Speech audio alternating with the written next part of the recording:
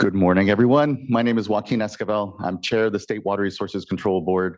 Today is Tuesday, January 17th. It is 9:02 a.m. and I'd like to call this meeting to order. I'll begin by first introducing my fellow board colleagues. Joining me today is Vice Chair Doreen D'Adamo virtually. Joining us as well here in person is Nicole Morgan, Board Member Nicole Morgan, Board Member Sean McGuire, Board Member Laurel Firestone. And additionally, we have here this morning Eric Oppenheimer, our Chief Executive Director, Michael Laufer, our Chief Counsel. It's the beginning of the year. When you don't do the speech for a while, it can get a little rusty. Our Chief Deputy this morning with us as well is Jonathan Bishop. Our Clerk of the Board is Courtney Tyler, and assisting her today is Margie Arjol and Biba Malatik. As you can see, this meeting is a hybrid meeting, and so for those of you joining us virtually, you're either viewing us from the Cali PA live stream or the YouTube live stream. But if you intend on commenting on any items today during the board meeting, you need to be on the Zoom platform. There are instructions on how to do so at the top of the agenda. If you're having any challenges getting onto the Zoom platform, though, please do just email the clerk of the board at board.clerk@waterboards.ca.gov, and she can help get you onto the platform. Once you are on the platform, your camera will be off. You will be on mute until it's your turn to speak on the item you've indicated. For everyone here in the room, good morning. We're here in Sacramento in the California Environmental Protection Agency building. A few announcements for us as well. Please do observe the exits. If there happens to be an emergency, we'll calmly file out to Cesar Chavez Plaza and await further direction there. Additionally, if you are intending on commenting on today's items, there is a QR code on the wall for you to be able to sign up. Once you do come to the podium, please introduce yourself and any affiliation you're a part of. Also, please silence any phones just so that we can have an uninterrupted discussion for today. With that, we're actually beginning this morning with a large tranche of Superior Accomplishment Awards.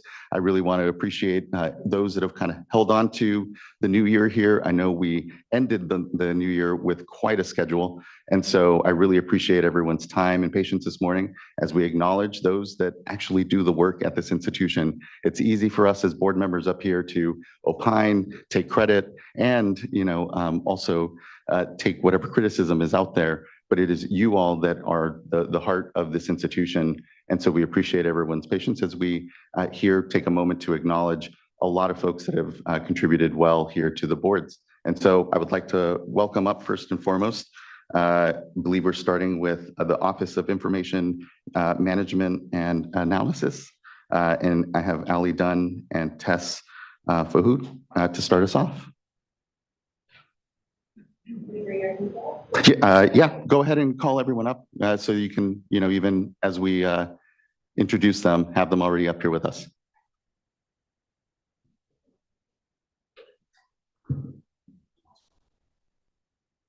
Okay. I'll do a walk so we can look at everybody. All right, well, good morning. I'm going to introduce Michelle Tang. She's an environmental scientist with the Office of Information Management and Analysis, or OIMA.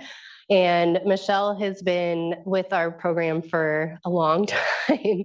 And over the course of her time within OIMA and SWAMP, has really kind of actualized the vision of our program in SWAMP, which is to make our data accessible and better understood. She does this through some pretty awesome data science magic, and we very lovingly refer to her as our data science unicorn. But in that, just taking like 20 years of monitoring data, and instead of having it in these static reports that sometimes people don't always read, she creates these super awesome interactive data dashboards that are very easy to understand and does a beautiful job at telling the story of water quality in California. So with that, thank you, Michelle. It's been an honor working with you, and you want to come get your fancy award? Thank you.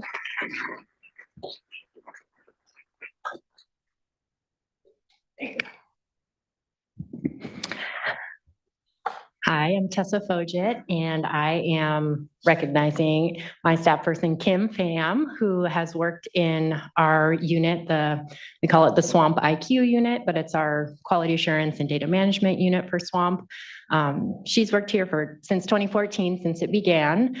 And I've had the pleasure of supervising her for the past 5 years. She is our chemistry data manager, and chemistry is our biggest and most complex data type. So she handles the bulk of our data, and there's so many different types that she has to look at, and she reviews it to make sure that it meets our Swamp quality standards. And then she also does the fun job of loading it into the database. And over the past 2 years, Kim has had a 68% increase in the number of chemistry files she has managed. And she has used her amazing organizational skills to kind of improve her already efficient process, as she was already processing the highest volume of data for us.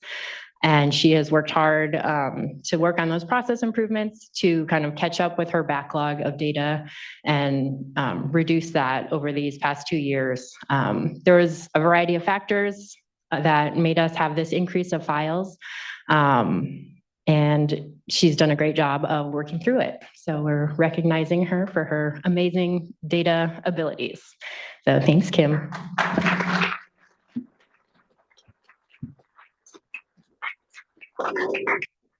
Thank you both as managers for uplifting their work and creating this opportunity to be able to really acknowledge what I know, here shared on the board is a huge priority when it comes to just better utilizing our data to make us better decision makers amongst it. So huge thanks. And we can take a quick, our traditional awkward photo here at the dais.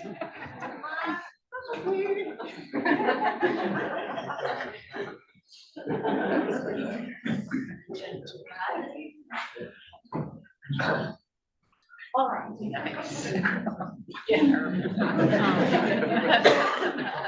All right. 1, 2, 3. One more. 1, 2, 3. Perfect.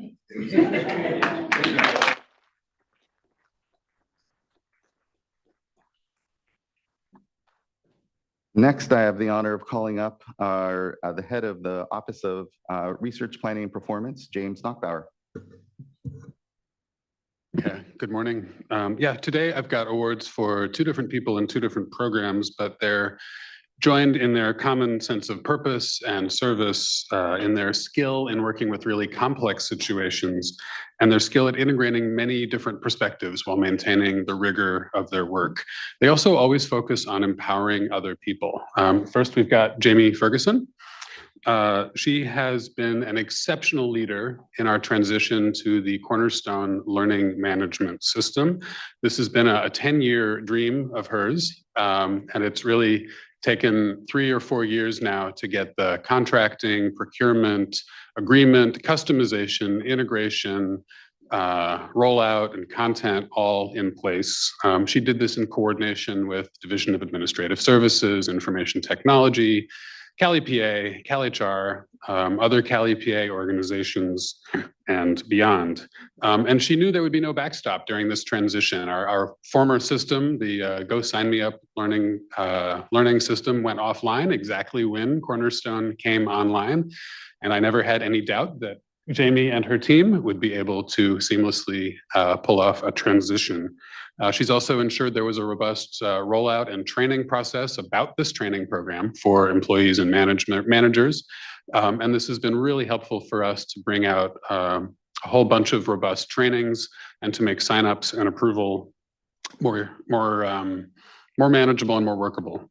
She's done this all while leading and supporting and challenging her team and helping the training team and other units at the water boards meet ongoing needs and emerging issues, including training topics like leadership, inclusiveness, racial equity, and scientific and technical needs. She's done this also in coordination with Davis, with Sac State, with CalHR, and many others. So she strongly deserves this recognition today. Come on up, Jamie.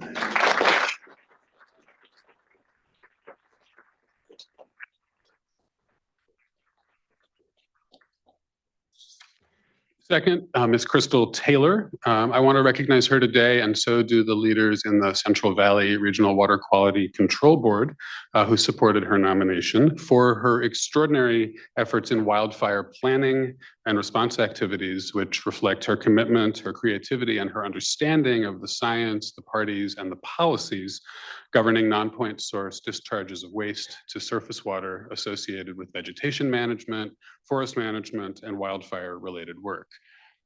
Crystal, you began your work with the Central Valley Water Board in 2020 with the onset of the North Complex fire that burned nearly 320,000 acres, destroyed nearly 2,500 structures, and resulted in 16 fatalities. During and following that emergency, she led a multi-agency watershed task force designed to pool agency technical support, collate water quality data, and inform public outreach efforts. And through this, she gained everyone's trust and confidence, which led to her taking on a similar role in 2021 and 22, leading another task force for the nearly 1 million acre Dixie Fire. At the same time, she's represented the boards in numerous other multi-agency coordination efforts to improve the state's environmental protection plan, which is the policy that, in the absence of certain state permits as authorized under executive orders, ensures that emergency work, such as debris removal and tree removal, is conducted in a manner protective of California's watersheds and other natural resources. And she also furthered the effectiveness of the emergency management program by leading the development of their charter and an annual work plan, which has provided clear organizational structure and led to targeted statewide training efforts, allowing all involved in wildfire efforts to better understand priority projects and program goals. So she also deserves our recognition today.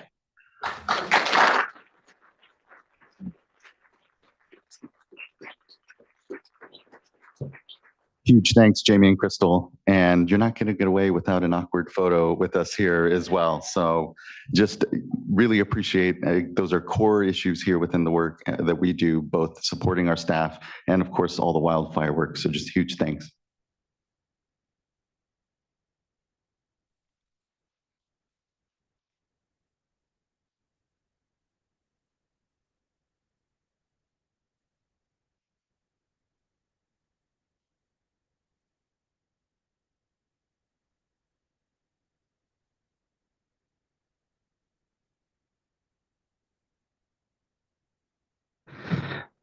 Next, we have two safe and affordable funding for equity and resilience program team recognitions. And I believe the first is through Kathy Owen and DIT.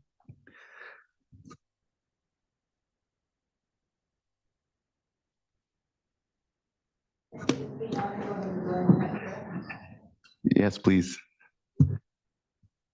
So I'm here today to present an award to the DIT team for the Safer Cloud Migration Project. This project was essential to serve the increased demand for new drought functionality and drought preparedness initiatives as outlined by Senate Bill 55.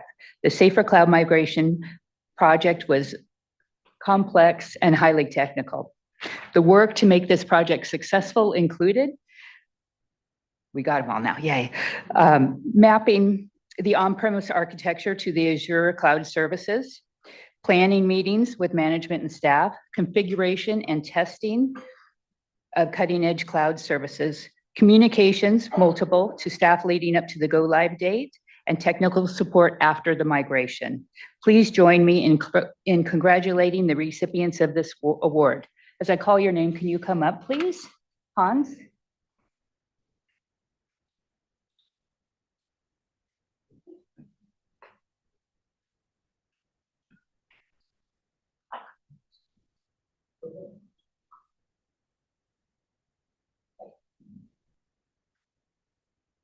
Thank you.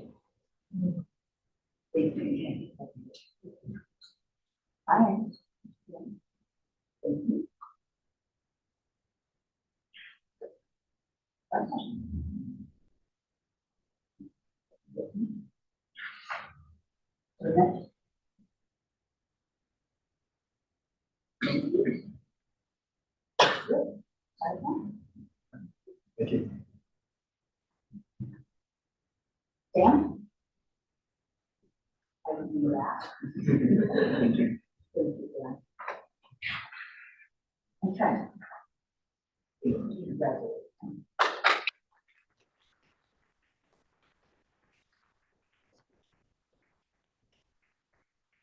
Huge thanks again. The data systems that we use, and especially within SAFER, have been just such a critical part of our success. Being able to actually see communities and the challenges that they have amongst their water systems is why we've been able to really push on solutions and see the progress that we've had. So much thanks to the critical work, often unseen work that you all could do. So just thank you so much.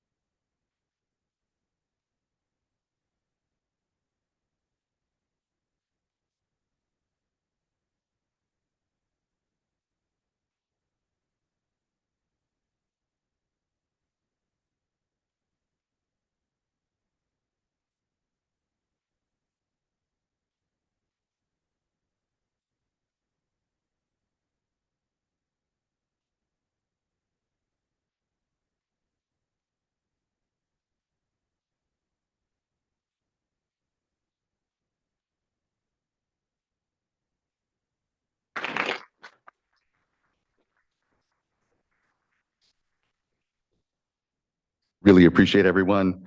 Next, I'd like to be able to call up, still in the, I think, vein of SAFER here, Andrew Altivote.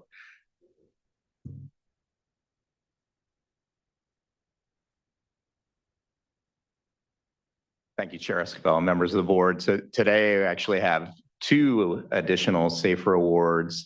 Going to a large team that has been working again on the SAFER data, and I'll invite the folks who are in the room to come on up while I'm talking. The first award is actually one for work that was done over a year and a half ago on the SAFER dashboard, and that's our outward public-facing visualization tool that we have that presents the data on the failing and at-risk systems for SAFER. It allows you to look at statewide. It also allows you to drill down in various ways and look at the data, look at individual systems and their risk factors, et cetera. And that took a team of folks from Division of Drinking Water, Division of Information Technology, OEMA, and Division of Financial Assistance, all coming together. About, I think, 15 people working on that to make that happen.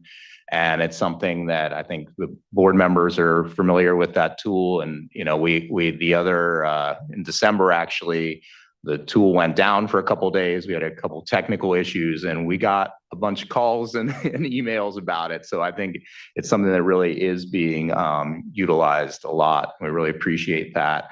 And then the second award is for our team from DIT and DDW, who were responsible for putting the SAFER data up on the open data portal, the California Open Data Portal, and actually automating that. And so we believe it was actually the first time that a state agency had a fully automated process for taking the data from our SAFER systems and putting them up there. So if you go to that data set, it's always up to date and it's done without any additional staff involvement or anything. So I just wanted to congratulate the group. We have a number of them here, a number who couldn't make it who are online, but thank you.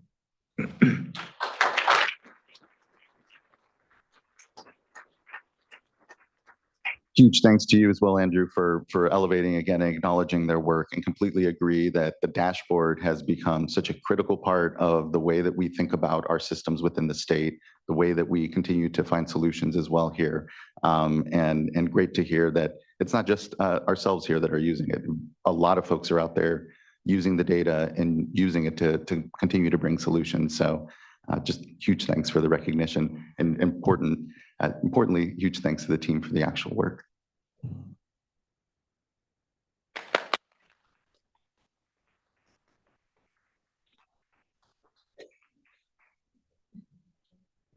be as quick and as expedient on this photo as we can. So thanks everyone for the patience.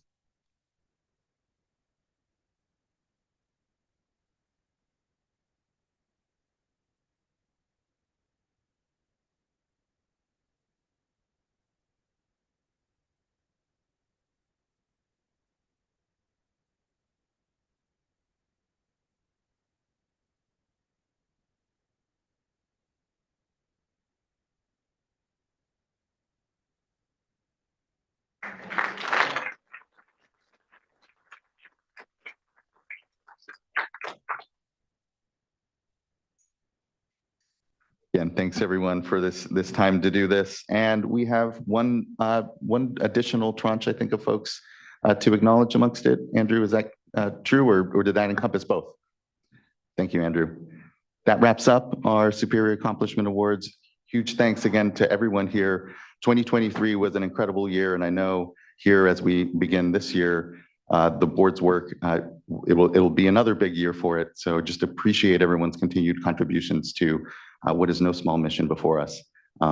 Huge thanks here from the dais. That now brings us to public forum, and I believe we have one public forum commenter. We have Alton Wright, I believe, joining us here virtually. Good morning, directors. Alton Wright, former director at North Yuba Water District. I believe the board clerk included my short memo in today's meeting record. I hope you've had a moment to review it. If not, that's okay. I'm not here to reread my memo. Rather, I have a single relevant question, though I'm not expecting an answer today. Instead, I hope my question inspires the board to consider the integrity and honesty of those entrusted with managing and supplying one of California's most precious resources. My question is this: is the access, conveyance, and sale of unpermitted water allowed by the State Water Resources Control Board? Thank you for your time. Thank you as well. I believe that wraps up everyone we have for public forum, and appreciate everyone, well, or one commenter that took the opportunity to address the board. Next, I'd like to now move on to official board business. And our first item of board business is consideration of adoption of the December 19th board meeting minutes. Are there any adjustments, comments, or motions? I'll make a motion to adopt the December 19th board meeting minutes. I'll second. Thank you both. Ms. Tyler, can you please call roll call vote? Board Member Morgan, Aye. Board Member Firestone, Aye. Board Member McGuire, Aye. Vice Chair Diadamo, Aye. and Chair Esquivel. Aye. Thank you. Thank you. That concludes the first vote of the year, a successful one. Good tidings for additional ones. And that brings us now to our uncontested items, which are still items 2 through 4. Do we have? Do you have a speaker necessary for item 4? Okay. Then what we can do. And text on it is on the platform. Ms. Dunham, do you mind if we check in with you really quick just to see if you'd like item number 4 to be pulled from the uncontested items? No need to pull it from the uncontested item. Okay. Just really appreciate your participation, though. Good morning, Ms. Dunham. Thank you. Thank you. Happy New Year. Happy New Year.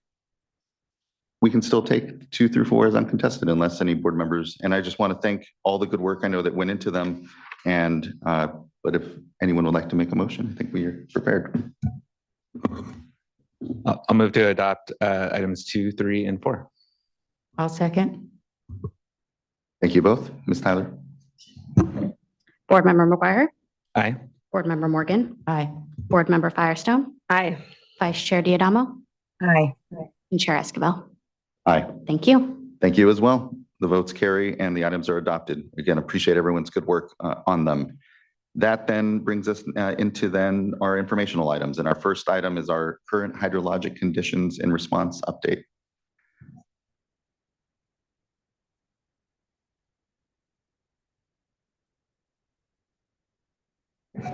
We'll give a moment to transition to the item.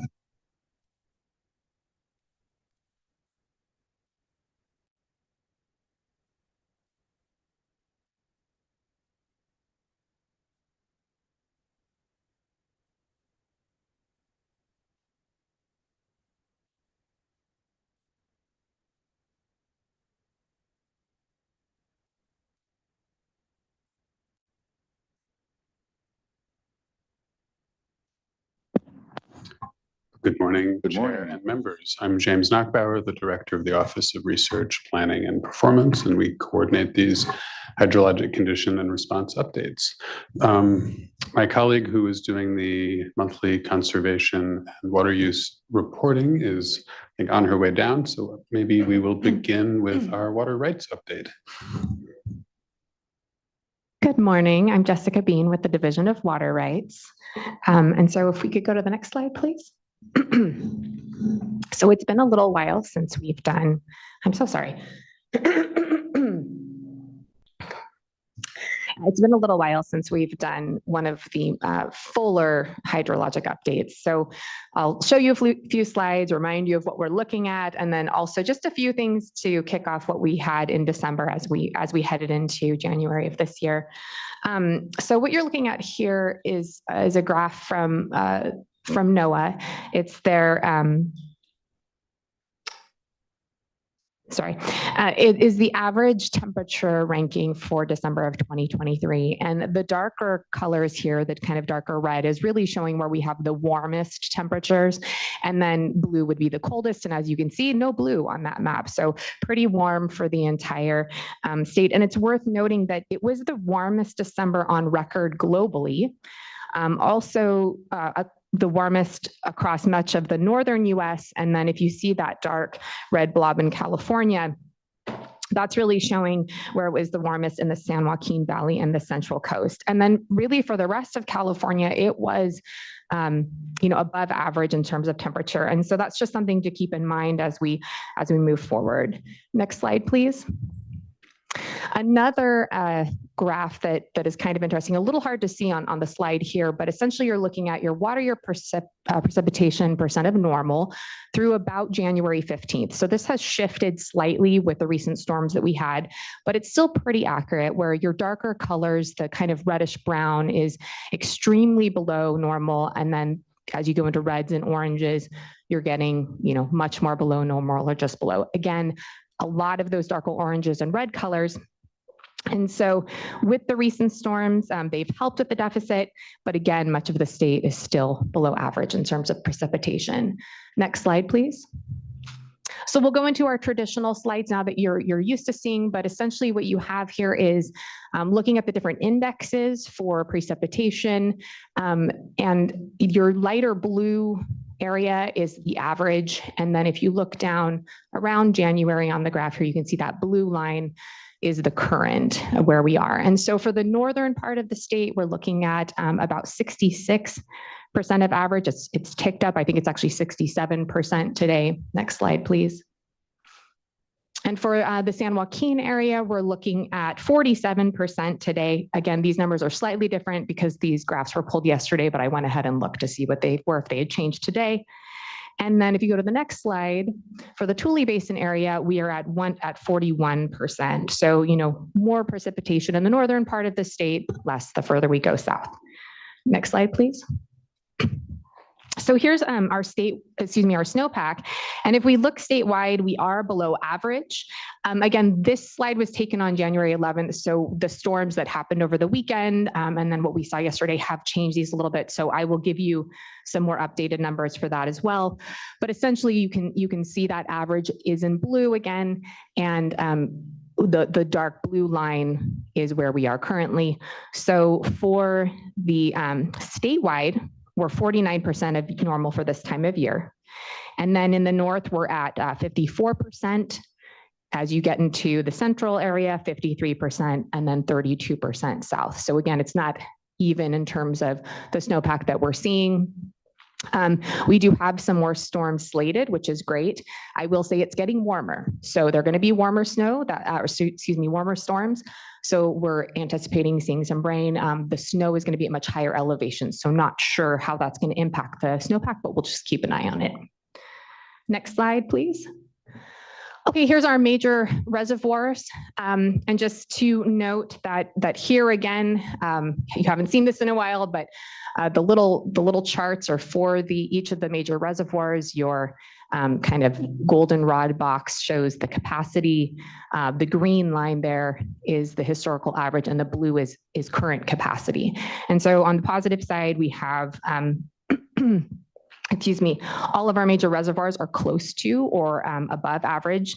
And just to note, it's the Pine Flat Reservoir is the highest at 166% of normal.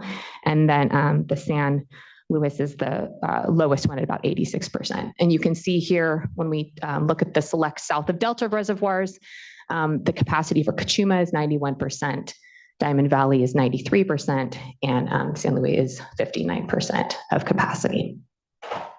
Next slide, please.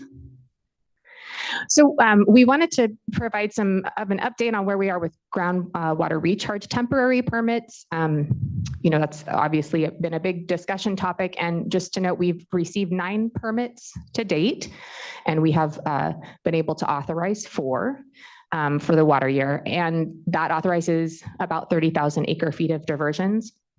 And just to note, the most recent one was for the South Sutter Water District. They had that 180-day temporary permit. And so we have the other ones are pending for a variety of reasons. We do have a website where folks can check in to see the status of those. It's also worth noting that we don't have any flood recharge diversions reported. Understandably, we haven't had any really to divert, but it's worth noting that flood recharge is very important, but we're not going to recharge our way out of groundwater management and accountability. So we just want to point out, because we have these increasingly volatile climates and huge swings between wet and dry, just getting prepared for those, capturing them when we can, very difficult to wait until really at this point to capture anything that we're going to see. So just pushing for always planning for those in advance. Next slide, please. Okay, going to transition just slightly and give you a brief update on where we are with the Scott and Shasta River watersheds. And again, you've seen these slides before. You have some green bars showing precipitation for the Scott River at this is going to be for the Fort Jones gauge is what the blue line is showing. And then our red dashed line is for the emergency minimum flows. If you take a look at that blue line, as you go to the end, you can see the storms were captured in there with those peaks. And so as of this morning, we were at about 768 CFS. And then if you go to the next slide, we're looking at the Shasta River, similar slide showing the blue line in particular, taking a look at that gauge at the Wairika gauge. And you can see, again, that peak of the storms that we're showing. And then, so the trend up in flows and coming back down, still above that emergency minimum flows that we had established previously. And this morning, that was at 227 CFS. Next slide, please. And then just wanted to give you an update on where we are with the Scott-Shasta emergency regulation. We issued the notice of proposed rulemaking on January 12th based on the requirements for the Office of Administrative Law, OAL. That noticing period is going to end on the 22nd, and we anticipate January 23rd going into effect. Sending the rulemaking package to OAL, and they have 10 days for review, which would mean, shortly thereafter, by the end of, the beginning of February, we could probably have the regulation in effect, and it will be good for 1 year. And so then folks can stay up to date on that at the Water Board's website that's listed on the slide. And that is what I have for you today. Really appreciate that, Ms. Bean. And just a quick recap on, the permits that have been submitted and that have been issued so far. And to your point, yes, the time for submission is really summer, fall planning period. We're here in the middle of things, but, glad to continue to work with folks if they're looking to come in the door. So appreciate that. Mr. Nuckbauer, or I should say Ms. Scally. Hello, members of the board. I'm Ava Scally, an environmental scientist with the ORPP Climate and Conservation Team. Can we get the next slide, please? So I'm here filling in for Dr. Rodera today, whose work still made my work possible today, even though she's on leave. And to recap our status on the monthly urban water use reporting, we unfortunately still have delays while working on the transition from our old submission platform on the Drink portal to the DDW Data Safer Clearinghouse, although we expect these transitions to be fully complete very soon. And I will also be posting the full data set of our monthly reporting from May onward online by the end of the month. Next slide, please. So our latest month snapshot for urban reporting is October of 2023. Our statewide residential use average was 89 gallons per capita per day. This information is based on 404 reports. There were some outliers of extreme error that were filtered out. As you can see, 2023 was a wetter year than the previous 2 years, but based on the greener shade, which is hard to see on this slide, on the Palmer Drought Severity Index. However, the RGPCD remains the same from 2021, 2022, which is an interesting observation. Next slide, please. This is a month-to-month comparison, January to October 2022 versus 2023. January through October 2022 was a very dry year, as we just saw, and it corresponds to a higher residential water use. 2023 winter to spring brought lots of rain and sustained cooler conditions throughout the early summer. End of March, Governor Newsom lists several emergency drought proclamations, including the 15% voluntary conservation threshold, but all county drought level emergencies are still in effect. Starting in July, temperatures rise, typical dry season conditions hold, and we see RGPCD catch up to the previous year. And I look forward to providing more information from the 2023 whole calendar year to complete this picture in our next conservation update. Thank you.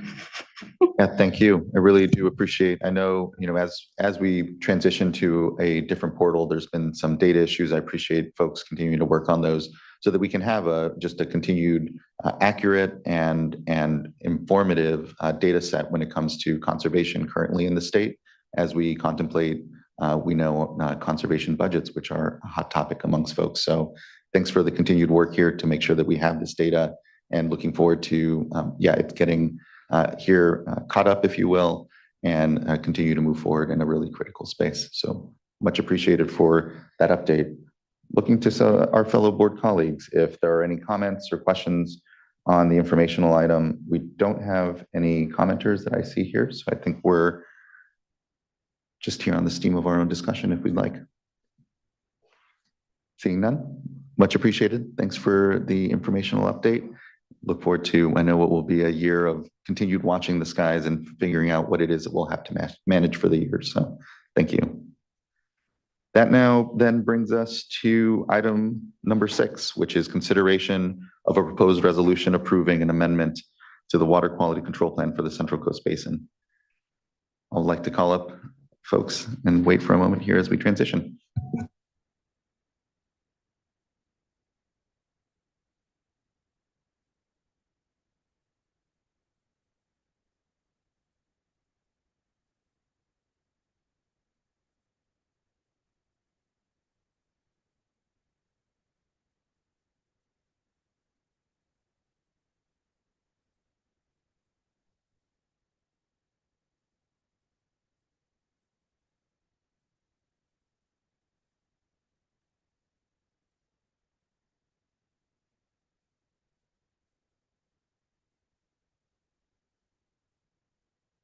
Good morning.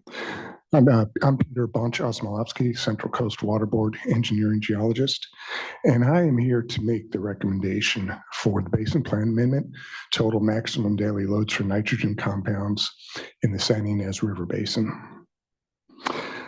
Adoption of this resolution will result in the Basin Plan Amendment to incorporate nitrogen compounds, TMDLs, and an implementation strategy to improve nitrate, ammonia, and total nitrogen water quality for the San Ynez River Basin. Oh, next slide, please. So there's the recommendation approving the Basin Plan Amendment. And next slide, please. So to geographically orient you, this is a map of the San Ynez River Basin. It's a 900 square mile river basin in Santa Barbara County, which encompasses the communities of Lompoc, Solvang, Buellton. And I've highlighted in red the location of the surface water impairments by nitrogen compounds, which do occur really just in the lowermost reaches of the river basin from around the city of Lompoc downstream to the San Ynez River estuary. We currently don't have any actual data for the estuary itself. Elsewhere in the middle and upper reaches of the river basin, where we have monitoring data, the nitrogen water quality trends are quite good and concentrations are well below water quality standards. Next slide, please. So let's take a quick look at the nature of the water quality problem this TMDL is addressing. First, we do have the elevated nitrogen compounds in surface waters of the lowermost river basin downstream of Lompoc. And note that I will be using the word nitrogen as shorthand for nitrogen compounds, which includes nitrate, ammonia, and total nitrogen. We also have some concerns about nutrient loads reaching the San Ynez River estuary, which is a biologically productive, important resource. I mentioned we don't currently have data for the estuary, but we do have concerns about potential nitrogen load into the estuary. Finally, we also want to acknowledge that there have been upgrades at the Lompoc wastewater treatment plant about a decade ago, and this has resulted in very significant improvements in nitrogen water quality. Next slide, please. So the overarching goal, the water quality goal identified in this TMDL is reduction and management of nitrogen loads from controllable sources. In achieving this goal, there will be a cascade of water quality benefits that will result as illustrated in this schematic. Starting left and moving right on the schematic, reductions in nitrate will improve drinking water quality and reduce risk to human health. Also, we anticipate protection of high quality waters, which means maintaining the existing good water quality where we have it elsewhere in the middle and upper reaches of the river basin.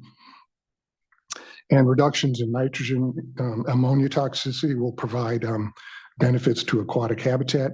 And finally, we anticipate providing an extra level of protection to the estuary to reduce nutrient enrichment, which tend to fuel nuisance algae blooms. Next slide, please. This slide gets to the meat and potatoes of the TMDL. TMDLs are representations of the loading capacity of a water body to protect against the risk of nitrate and ammonia toxicity, and to provide some protection against the risk of biostimulation in the estuary downstream. And that biostimulation is a condition of excessive algae and biomass. The protective water quality thresholds for these goals are 10 milligrams per liter nitrate, 0.025 milligrams per liter ammonia, and 8 milligrams per liter total nitrogen, respectively. Total nitrogen includes nitrogen in all its molecular forms, and this does provide some additional measure of protection to the estuary from nutrient enrichment. Next slide, please. Taking a quick glance at the implementation strategy for this TMDL project. Overall, the primary objective is to reduce nitrogen loads from wastewater, fertilizer, stormwater, and animal waste. The primary source happens to be wastewater from the Lompoc treatment plant, and that's been the primary source of nitrogen loading to the lower river basin. A secondary objective is to prevent degradation of higher quality waters where they exist in the river basin. I mentioned that there are many cases where we have very low nitrogen concentrations in parts of the middle and upper reaches of the river basin. And implementation of this TMDL will leverage existing permits and programs. We're not proposing or recommending any new or additional permits or regulatory measures. Next slide, please. Because we have already seen improving nitrogen water quality in the lower San Ynez River, we do not expect it's going to take a significant time frame to achieve the water quality goals identified in this TMDL. We anticipate that all nitrogen compound water qualities will be achieved within 5 years. And in fact, in many cases, they're being achieved right now. So 5 years is really, it should be a pretty good time frame. Next slide. We did have a public outreach and public comment period for this TMDL. We did outreach to tribal leaders in accordance with state law. We did CEQA scoping outreach. We had two public meetings. We engaged with EPA, and we did have a public comment period from January 30th to March 16th. We did receive 2 public comment letters from Santa Barbara Fly Fishers and Heal the Ocean. Santa Barbara Fly Fishers, their comment was they were requesting more stringent nitrogen thresholds or nitrogen targets for the San Ynez River estuary. Heal the Ocean primarily, their focus was primarily on suggesting that we should really consider groundwater to be a source of nitrate to streams. And we should also consider septic systems to be a source of nitrogen loading to surface waters. So those are the comments in the next slide. And so concerning how we responded to those good comments, we don't have, with regard to the estuary, we don't have water quality data for the estuary. The estuary itself is not listed on the 303D list for impairment, so we're not even certain about its status with regard to impairment. But as I mentioned, it is an important biological resource. We recognize that, and therefore we developed total nitrogen targets for the San Ynez River, which will provide an extra level of protection against nutrient enrichment to the estuary, even though we don't currently know what the status of the estuary is now. We can always reopen the TMDL based on new information. So if we have new information for the estuary, we can definitely revisit this TMDL and maybe look at different nitrogen thresholds to protect the estuary.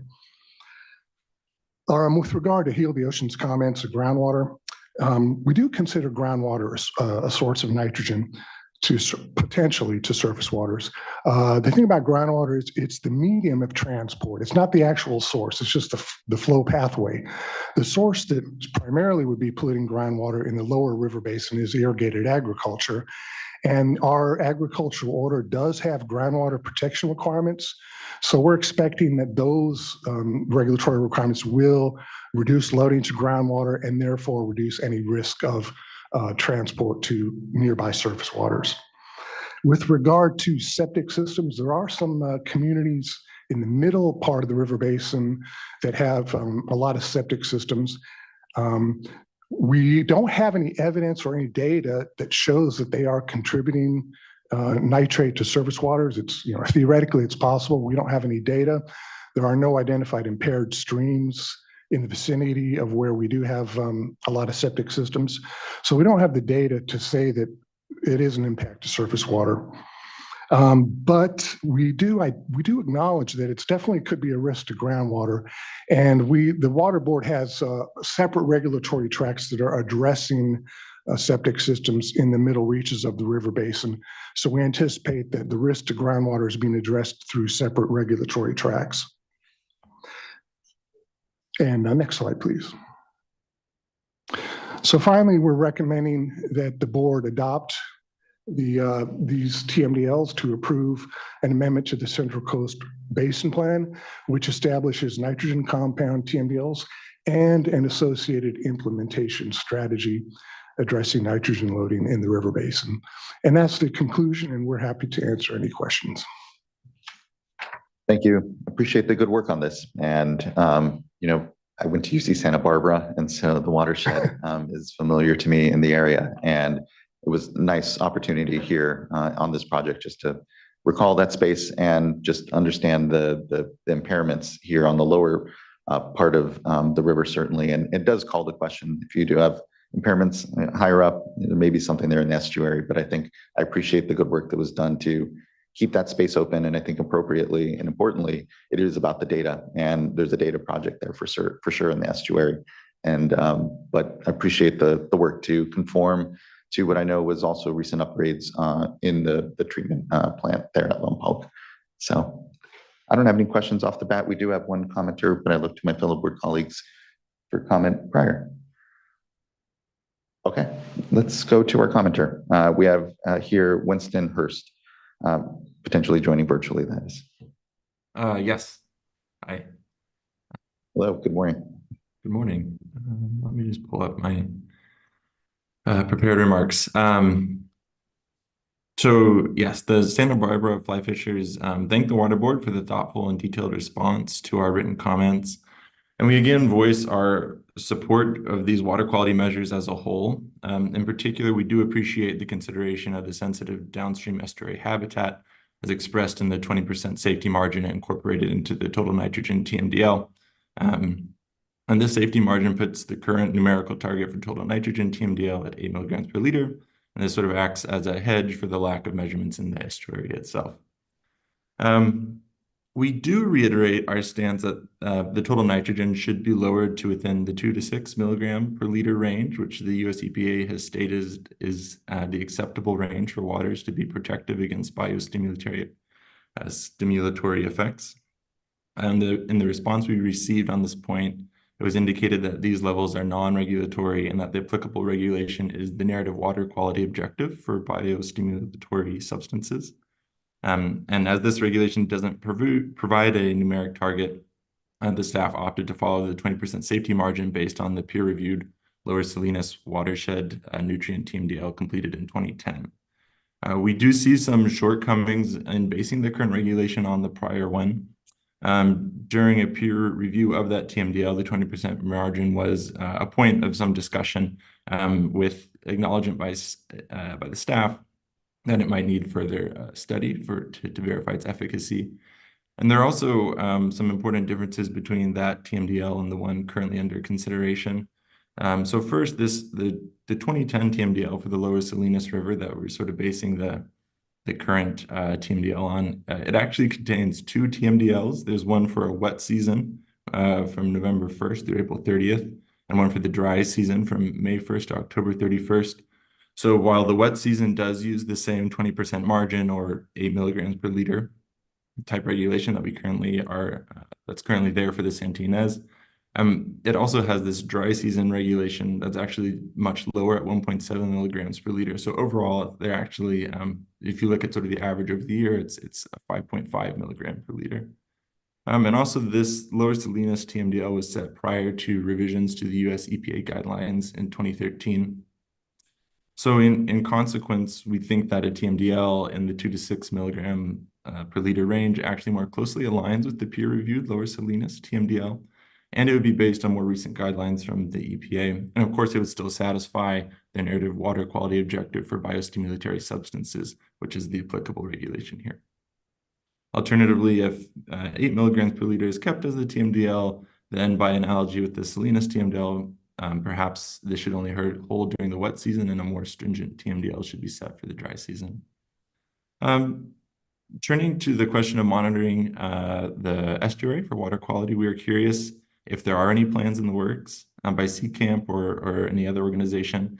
And also recognizing that we all have a part to play here, we would also like to know if there's someone we could contact about possibly arranging assistance for that effort. Again, we thank the members of the board and the dedicated staff for all your time and commitment. And again, we do want to reiterate that we strongly support the overall direction of this regulation. Thank you. Thank you as well, Mr. Hurst. I really appreciate this great engagement. I appreciate your comments. Certainly comes to mind, or, I know what's on deck amongst a number of things before the board is a biostimulatory, policy here that I think at some point is definitely ripe for the sort of discussion and flagging that you have when it comes to some of the consistency in science across some of the regions. But I appreciate the support of this project. I think, again, it strikes the right balance here amongst us, but really appreciate the contribution to these discussions. And when it comes to monitoring in the estuary, please do work with the regional board. But I know that, through the Office of Information Management and Analysis, we have the SWAMP program. There's the Water Quality Monitoring Council as well. I think other places that hopefully, it's not on any, we don't have the resources on any one of us to be able to really accomplish the work. So always looking for partners amongst it. So thank you again. Appreciate those comments, Mr. Hurst. Board Member McGuire. Yes, thank you, Mr. Hurst. I appreciate the comments, and your comparison to the Lower Salinas TMDL is very helpful and enlightening, and I agree. Biostimulatory substances is a priority area for the board and at the state board level and as well as the regional boards. So I was just kind of looking to staff here, just wondering if you could comment a bit on that dynamic in terms of how this compared as you looked at the Lower Salinas TMDL and the wet dry season differences, and how maybe this was a bit unique or a different set of circumstances. The short answer is it is a little bit different circumstances, and I'll tell you why.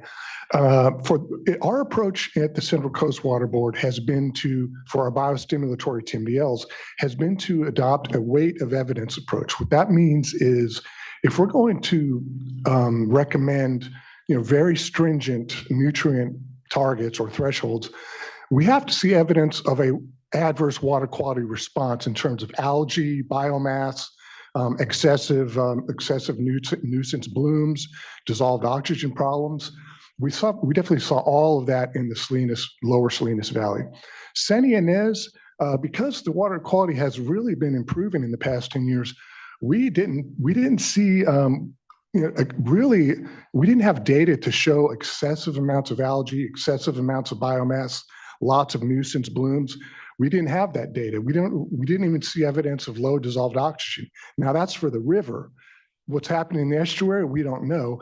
I think what we try to address in our comments is if we have data for the estuary and we see evidence of nutrient enrichment, algal blooms, an adverse water quality response to all that nutrient loading, we can revisit this TMDL, reopen it, and develop more stringent nitrogen thresholds. In terms of the question of water quality data, we did in our staff response to comments, we did note that there could be grant funding to develop a monitoring program for the estuary. CCAMP can be coordinate with the Santa Barbara fly fishers or any other groups, and we always do accept data from third parties in our assessment programs.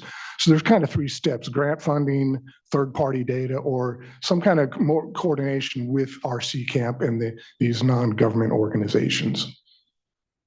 Thank you. I really appreciate that response, and just want to flag that certainly there's data needs out there. And I'm thinking to the red tide experience, particularly in the San Francisco Bay estuary. And I'm sure no estuary, frankly, is immune from the effects of climate change and bioaccumulation and those types of risk factors. And sometimes with the lack of data, it's hard to know where the risk factors are higher or lower. So I would definitely be supportive of some sort of effort to better inform our understanding of the estuary and the risks that might be present there. So thank you for that. But otherwise, I'm comfortable with the proposed TMDL. Really appreciate that, board member. Looking to other colleagues if they had question or comment. Okay, hearing none, I think we may be prepared. Okay.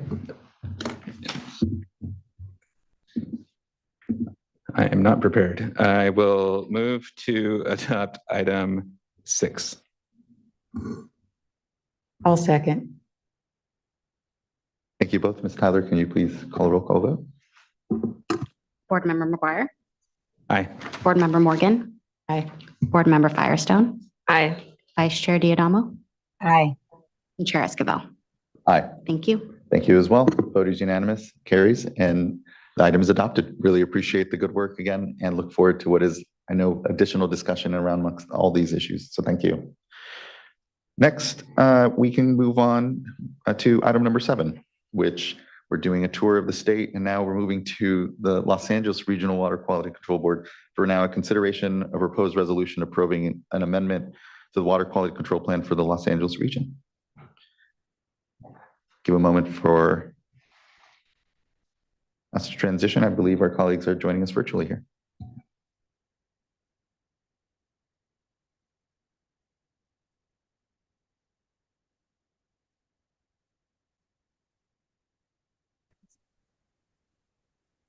And you're going to be good.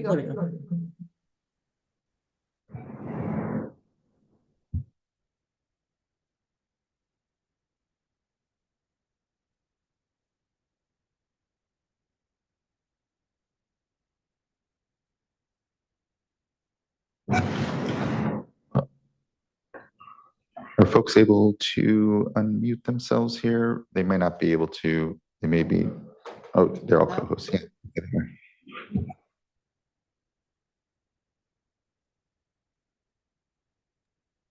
Hi, we seem to be jumping around with computers. Can you hear me? Turn that off. We can. It sounds like there may be an echo, though. Okay, can you hear me now? Yes, we can. Okay, we're good? We are. Thank you. Can you hear us now? We can. We can hear you. Thank you. There's no sound coming out of my computer. Can you hear me? Ms. Galan, Sounds you like may they not be can't able hear to me. hear us. Am I not on mute? Can you hear me? Apologies, folks. I think we're having some technical difficulties with those in Los Angeles. They may not be able to hear us. Okay. But we can't hear you. Wait. Mine is not on. Yeah. Okay. I'll We're just good go now. ahead.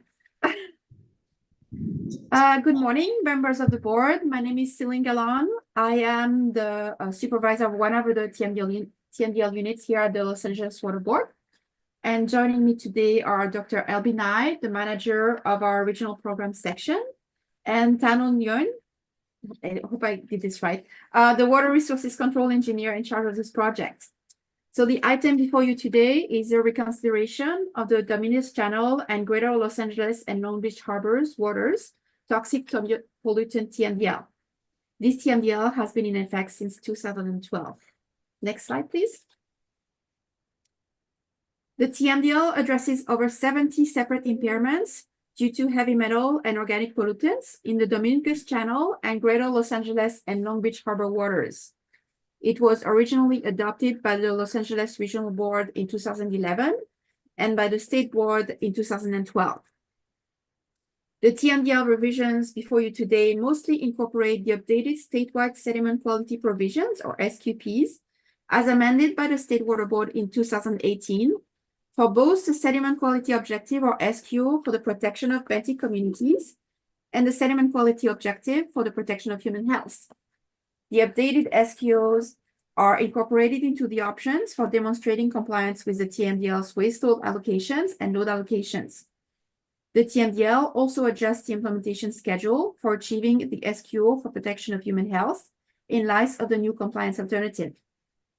The TMDL revisions also consider the results of special studies and modeling as directed by the State Water Board. It includes additional source assessment and implementation recommendations for PCBs and updates monitoring requirements. The TMDL revision was adopted by the Los Angeles Water Board on October 13, 2022. For the State Board consideration, the revision was noticed for public comment on September 13, 2023. We received 8 comment letters on the item, and comment and draft response to comments were posted on the State Water Board website. Now I have a brief presentation if you wish, otherwise we're available for questions. And if you can respond in the chat, because I still can't hear you. I think you should go ahead and proceed with your presentation. I know there are a couple of commenters today, so I think that might be best. Okay, sounds good. All right. So first, I'm going to review briefly the water bodies that are part of the TMDL. Those include the Dominguez Channel and the harbor waters of the Port of Long Beach and Los Angeles and San Pedro Bay. The Dominguez Channel contains a freshwater section, including the Torrance Lateral and the Dominguez Channel estuary. As I mentioned before, the TMDL includes over 70 separate impairments due to heavy metals and organic pollutants, almost all in fish or in sediments. There are a few impairments in the water column by metals in the Dominguez Channel, but mostly it's fish and sediments. So this is largely a DDT, PCB, fish tissue, and sediment TMDL. The TMDL set forth a program of implementation to restore these impaired waters that is based on the California Toxic Rule, the Los Angeles Water Board's Basin Plan, and of more relevance to today's presentation, the 2009 statewide sediment quality provisions for toxic pollutants in California's bays and estuaries. In particular, the TMDL incorporated the sediment quality provisions narrative target for the protection of benthic community, and compliance from metals and PAHs can be demonstrated by the sediments meeting the benthic community sediment quality provisions. Next slide, please. The sediment quality provisions that were adopted by the State Water Board in 2009 included a narrative sediment quality objective for the protection of benthic community in sediment, which included implementation provisions. They also included a narrative sediment quality objective for the protection of human health from exposure of contaminants from consumption of fish, However, The objective for the protection of human health did not at that time include implementation provisions. So when the state board approved the TMDL in 2012, they also directed the state board staff to develop the assessment methodology to support implementation of the SQO to protect human health.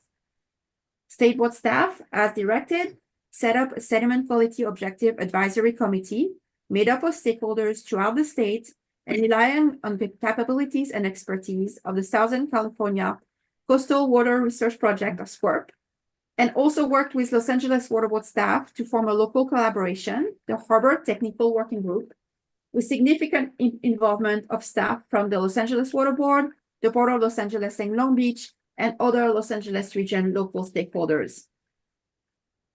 The Harbor Technical Working Group, with resources from State Board and significant resources from the ports, developed site-specific data and an analysis of the greater harbor waters as a test case for the application and implementation of the SQO for human health protection.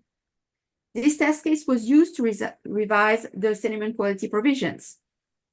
The State Water Board amended the sediment quality provisions on June 5, 2018, adding an assessment methodology for the SQO to protect human health. The main purpose of the revision to the TMDL is to incorporate the updated sediment quality provisions, including the assessment methodologies for the protection of human health, into the options for demonstrating compliance with the TMDL allocation, and to adjust the implementation schedule for achieving the sediment quality objectives for protection of human health. Next slide, please. So here, this is a general overview of the TMDL structure with today's proposed revisions showed in red and underlines. As you can see, the numeric targets are used to set numeric allocations in water and sediments. In addition to these numeric targets, a narrative target was originally incorporated for the protection of benthic community using the sediment quality provisions. The human health sediment quality provisions are now incorporated as well as sediment targets. In water, compliance with the TMDL can be demonstrated by meeting the water allocations. The assessment of compliance in sediment is more complex. Compliance for metals and pHs in sediment can be demonstrated by meeting the sediment target or allocation, or by the sediment meeting the benthic community sediment quality provisions. For bioaccumulative compounds, so those compounds that may ultimately impact human health, that is DDT, PCB, chlorine, and dieldrin, compliance could originally be demonstrated by either meeting the numeric fish contaminant goal, meeting the numeric sediment target, or meeting the sediment allocation. Now, a forced compliance option is available by meeting the human health sediment quality provisions. Next slide, please. So the revisions to the TMDL include the principal revision, which we just discussed, which is the incorporation of the human health sediment quality provisions into the compliance options for the waste load allocation and load allocations, and the implementation sections of the TMDL. There's also additional strengthening of two elements of the TMDL. There's an additional source assessment for PCBs and potential actions to reduce PCB loadings for MS4 permittees, and also an additional fish and sediment linkage analysis for greater harbor waters. We also included revisions to monitoring requirements to update those requirements, revisions to the implementation schedule, and other minor revisions to correct errors or for clarification. Next slide, please. So I did want to highlight the schedule addition before I move on to comments. Task 3B was added to support site-specific human health assessment for the greater harbor waters. Task 5B was added to ensure contaminated sediment management plans, or CSMPs, shall be revised and submitted to the regional board to include milestones with specific plans and associated completion dates for remediating identified hotspots. The compliance TMDL deadline to meet conditions to protect the benthic community remains unchanged. So those have to be met by 2032 still. In addition to this, a compliance deadline to meet conditions protecting human health was incorporated into the proposed TMDL implementation schedule. The deadline proposed by regional board staff in the tentative TMDL revision was originally March 2040, and it was changed to March 2037 when the TMDL revision was adopted at the regional board hearing. This time frame is based on a model estimating the time needed to attain fish tissue targets based on 100% watershed load reduction and removal of contamination hotspots. We are considering this timeline achievable and appropriate. Next slide, please. The revised TMDL was publicly noticed by the State Water Board hearing on September 13, 2023 for a 45 days public comment period. A total of 8 letters were received, and you can see on the screen the people who sent letters. The majority of comments received are similar to the comments that were received for the Los Angeles Water Board hearing. Next slide, please. The City of Los Angeles Harbor Department and the Port of Long Beach support the State Board approval of the Basin Plan Amendment to incorporate the sediment quality provisions into the TMDL and to include human health SQ as an alternative compliance method. They both requested further clarity and consistency on how the TMDL should be incorporated into permits, especially regarding the use of sediment quality provisions as an alternative means of water quality compliance. They particularly pointed out the pending industrial general permit and the pending commercial, industrial, and institutional permit.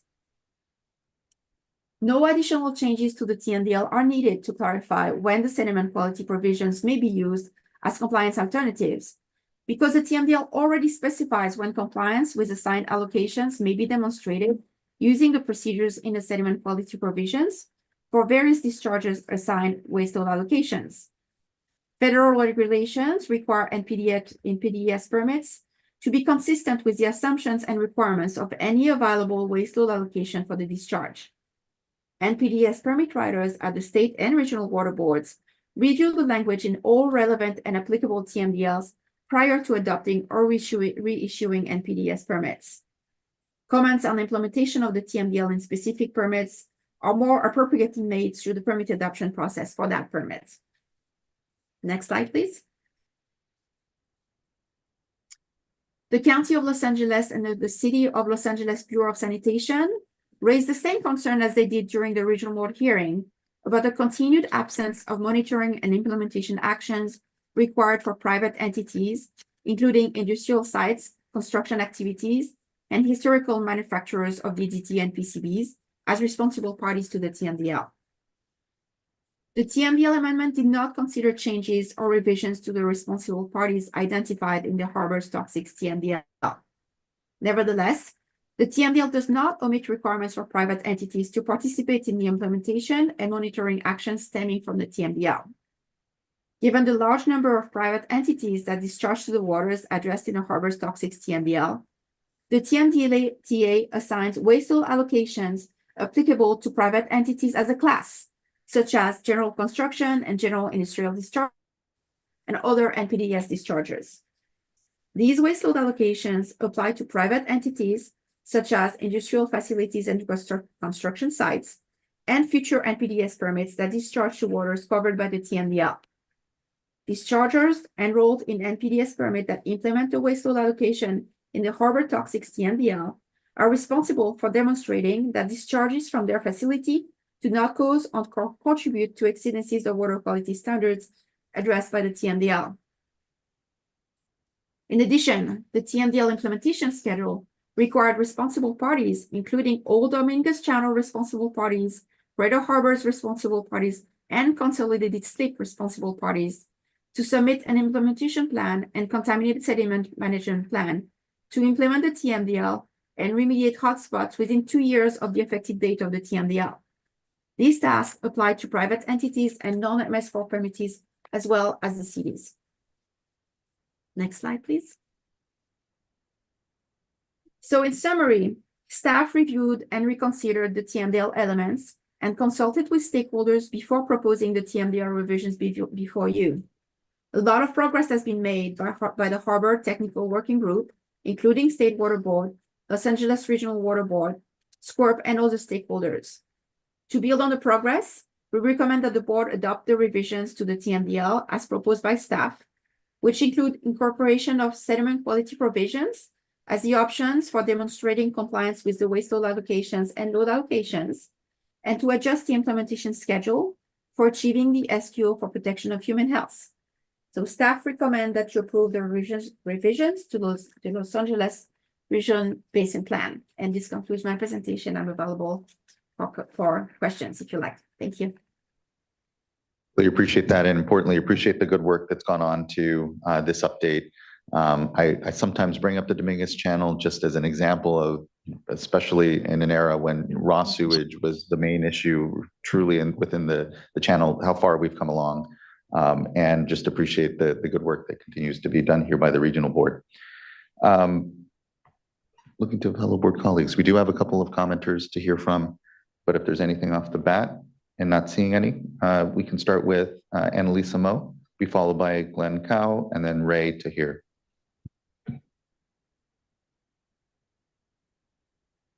Hello, can you hear me? We can. Good morning. Great, thank you so much, and good morning. Hello, Chair Esquivel and members of the board. For the record, my name is Annalisa Moe, and I serve as the Associate Director of Science and Policy at Heal the Bay, where we are dedicated to making the coastal waters and watersheds of Greater LA safe, healthy, and clean, because we believe that everybody deserves access to clean water and edible fish, and a healthy environment in which to live and thrive. I do want to start by thanking the regional board and the regional board staff members for their engagement with us through the process of developing this updated TMDL, and also for keeping the timeline to achieve the human health SQOs as short as possible. I mean, the TMDL is not perfect in our view. There could be more on the margin of safety, and there could be inclusion of proactive monitoring in the Dominguez Channel and harbor waters for constituents of emerging concern, so that we can prevent catastrophes like this from occurring in the future. But we recognize that this TMDL update is good, and it will be protective of human health. So we do support adoption. Our main concern lies with implementation. Stormwater capture projects have definitely gained momentum in LA with the Safe Clean Water program, but permittees are still pushing back on the 2032 deadline to address stormwater pollution contributions. And the 2027 sediment cleanup deadline is rapidly approaching. And the problem here is that every single day when no progress is made is one more day that subsistence anglers face toxicity exposure for themselves and for their families. Now, Heal the Bay goes out weekly to talk to anglers through our angler outreach program, and we are very proud of the work that we do with the Fish Contamination Education Collaborative. But it's also disheartening to educate community members on the risk that they face year after year, decade after decade, and not be able to share good news on progress made to reduce the source of that risk that they face. So I just urge the regional board and the state board to do everything possible to ensure that progress is made, so that the deadlines within this TMDL are met. Thank you very much. Thank you, Ms. Moe. Next, I'd like to call up Glenn Cow.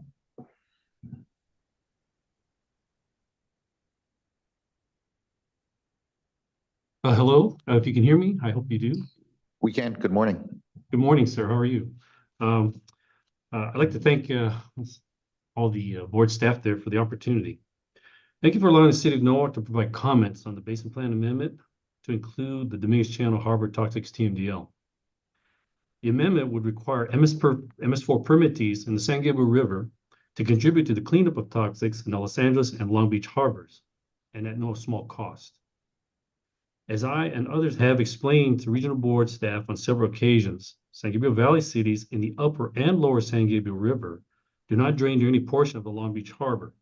The nearest is to the San Gabriel River. Runoff from permittees in the upper San Gabriel River drain to Whittier Narrows spreading grounds. Runoff would not reach Long Beach Harbor. Cities in the lower San Gabriel River, which includes Norwalk, drain to Seal Beach in Orange County, some 8 miles east of the Long Beach Harbor. Furthermore, runoff contaminated sediment would be contained in Los Alamos Bay, which, as the map below shows, it's semi-enclosed. That'll be the next slide, or it'll be a slide coming up. Norwalk and others are concerned with having to comply with Dominguez Channel, Los Angeles, and Long Beach Harbor's Toxics TMDL Basin Plan Amendment. The amendment would require the MS4 permittees in the San Gabriel River to participate in the cleanup of toxics in the Los Angeles and Long Beach harbors at no small cost, as I previously mentioned. As I and others have explained to regional board staff on several occasions, San Gabriel Valley cities in the upper and lower San Gabriel River do not drain to any portion of the Long Beach Harbor, which is closest San Gabriel River. Seems like I just said all this. Can we go to the next slide, please? I believe I just said this. I'm sorry. Thank you. That's the map I was referring to, speaking of earlier. That shows where the outfall for San Gabriel River is down just below the Alamitos Bay and in that vicinity there. Next slide, please. Clearly, runoff from San Gabriel River, which supposedly contains contaminated sediment, would not reach Long Beach Harbor. As Norwalk and others have mentioned previously, the primary source of contamination to the harbors is due to the historical dumping of the DDT and other pesticides by chemical companies. Next and final slide, please. Lastly, as Norwalk and other permittees have mentioned on several occasions, the MS4 permittees, both city and county, are not responsible parties. Our understanding is that only US EPA can make determination of a responsible party, which it has not done so with respect to permittees. Therefore, we respectfully ask that the state board return the harbor toxics TMDL to the regional board for correction. Thank you very much for the opportunity to provide comment. Thank you, Mr. Cow. I appreciate those comments. Next, I'd like to call up Ray to hear.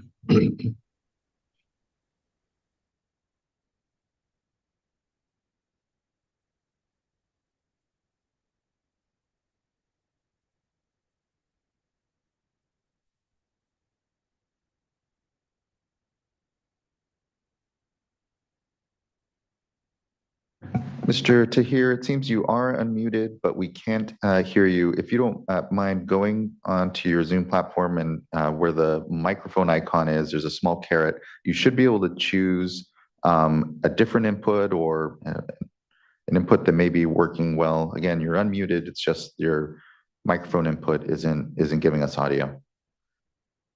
No, still can't hear you, unfortunately, sir. Try selecting one of the other microphones if there's other options there. Again, if you look on the Zoom platform, down on the lower kind of middle screen, wherever you see the microphone icon, it looks like it's the mute button as well. There's a small caret next to it. And we'll ask you to unmute again here in a moment. But again, if you click that small caret, you should be able to select a different microphone input. And we'll invite you to unmute again here. It looks like you got muted. Yeah, unfortunately, Mr. Tahiris, we're still not getting audio from you. Alternatively, I believe we can have you call in. Yes, Mr. Tahir, assuming you can hear us, the email you received from the clerk of the board included a phone number and passcode. If you have a phone handy, you could dial in on that and we'll combine your audio up with your video feed.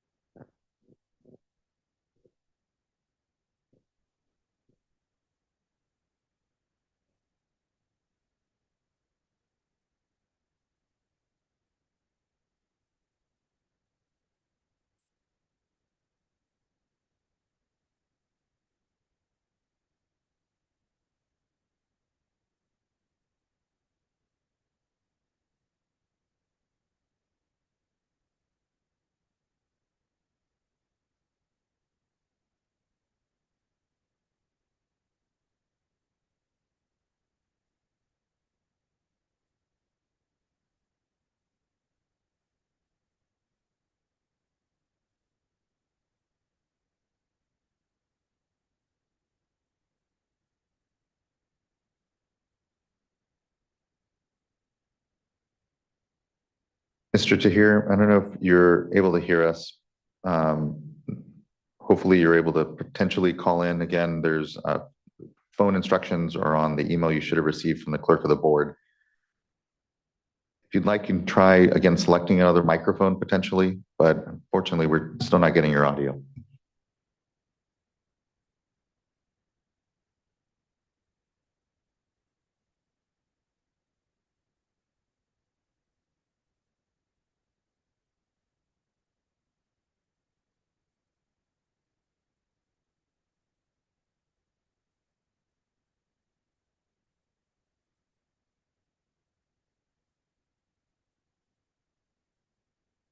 No, we still aren't able to hear you, Mr. Tahir.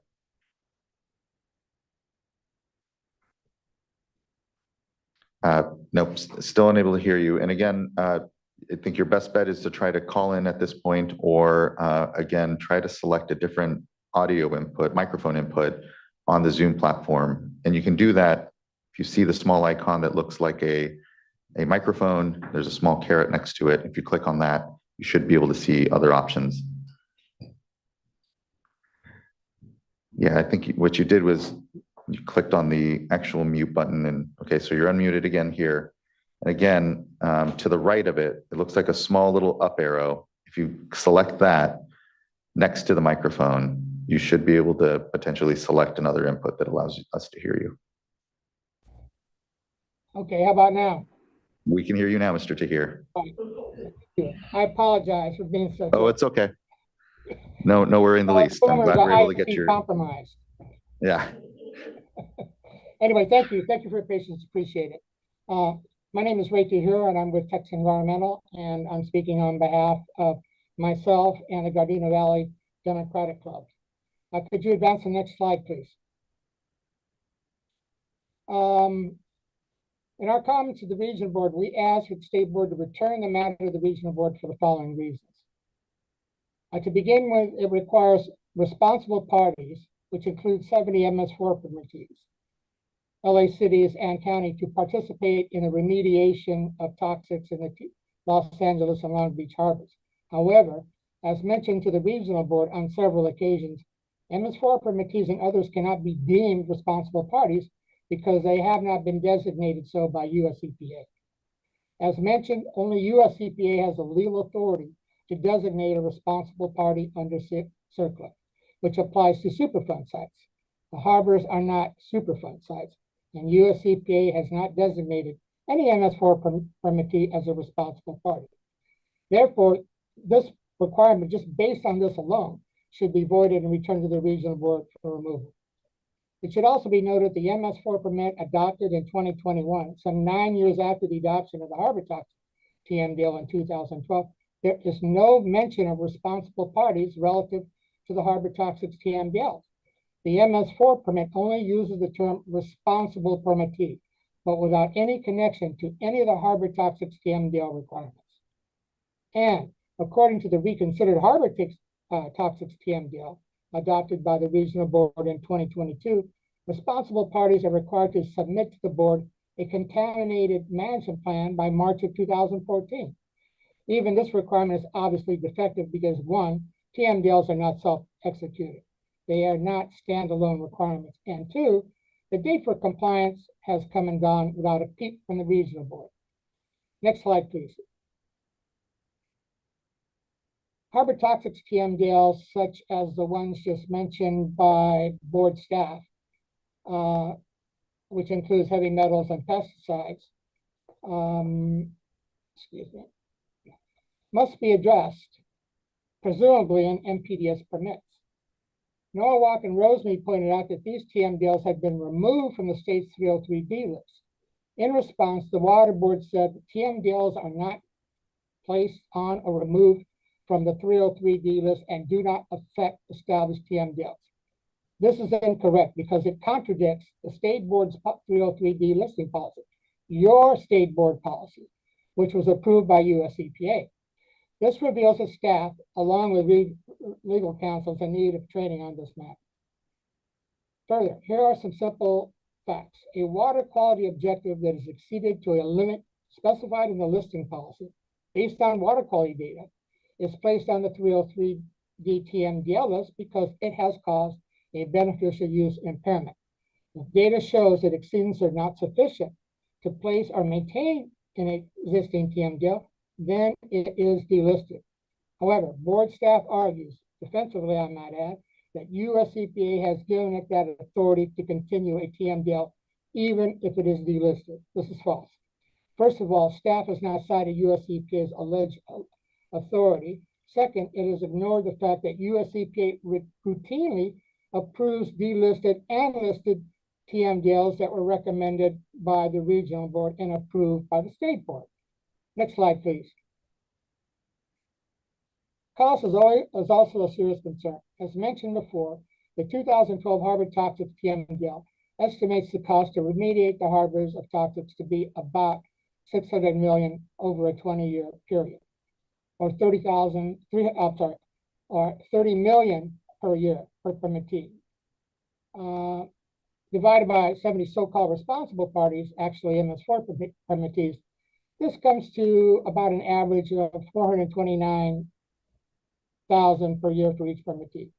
In terms of current dollars, the cost rises to $571,000 per year for each MS4 permittee.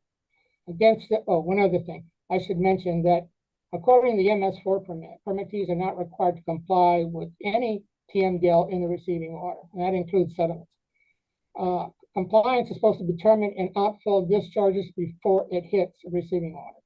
And beyond this, there is no current technology available that can measure sediment discharges from an outfall to receiving water. Therefore, against this background, the state board is urged to return the Harbor Toxics TMDL to the regional board for correction. And I thank you very much for your time and your patience. Thank you for your engagement and time as well, Mr. Tahir, and glad to be able to work through technical issues always. So thank you for the provision of your comments here. I think there are a few things that we may have some disagreement with, but I don't know if we're going to go through everything, but I did want to provide an opportunity for either the regional board staff or our folks to comment or reflect on anything they heard from our two commenters. But again, I know there was a lot that was presented and a lot that would actually be up for discussion. So I leave it to the discretion of the regional board staff and our folks here if they'd like to respond to anything they heard. I will say, this is LB Nye with the Los Angeles Regional Board.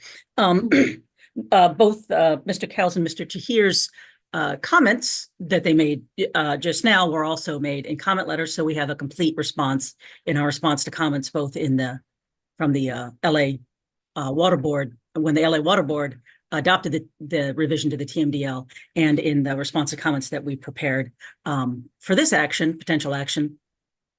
What I will point out, just so it's clear to everybody listening, that this TMDL includes San Pedro Bay as an addressed water body by the TMDL, so that the cities that discharge to the San Gabriel River discharges directly into San Pedro Bay.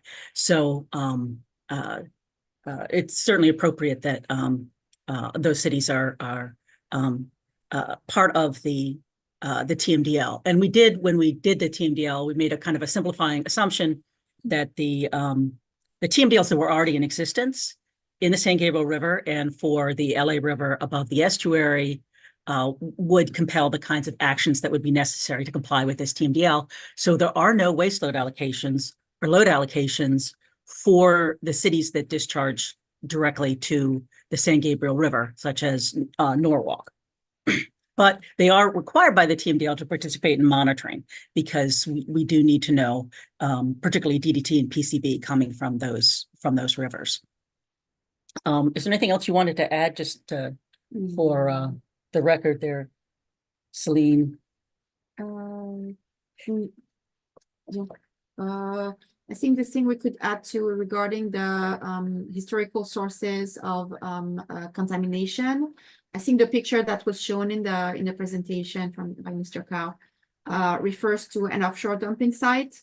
So that's not within the purview of the TMDL. However, I want to point out that the TMDL does take into account historical sources of contamination just by essence. For example, the sediment quality objectives are taking into account sediment linkage, which means that it's taking into account fishes traveling outside of the harbor and coming back, and how much of the contamination in the fish is actually linked to the sediment in place within the waters addressed by the TMDL.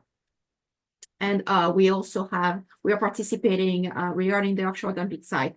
We are participating in a collaborative efforts with the US EPA to address those contamination. And the issues that Mr. Tier brought up about the 303D list and the responsible parties and how different agencies use those terms differently.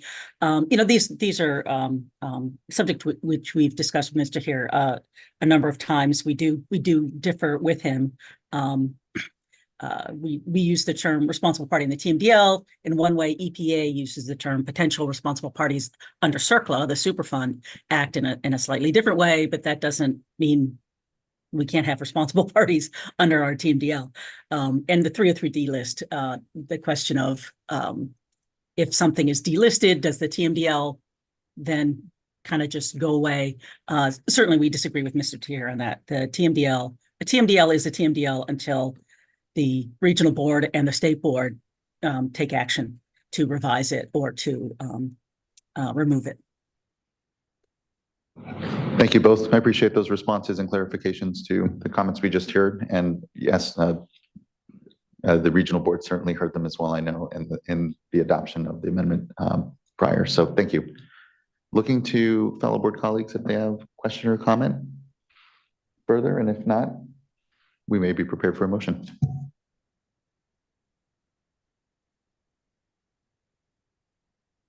I'll move to adopt. I'll second. Thank you both. Ms. Tyler, can you please call the roll call vote? Board Member Firestone. Aye. Board Member Board Member Morgan. Aye. Board Member McGuire. Aye. Vice Chair Diadamo. Aye. Chair Esquivel. Aye. Thank you as well. Vote carries and the item is adopted. Appreciate, again, the good work that's gone into this and look forward to what's going to be continued discussion. All right, well, that actually wraps up our items here and brings us to our informational items, that are voting items, and brings us to our last tranche of informational items, which are board member reports and the executive director's report. Do we have any board member reports? I know I'll just start for myself. Been just focused on booting up here in the new year, and so haven't had any real public engagement, but looking to other board colleagues if in case they have any reports.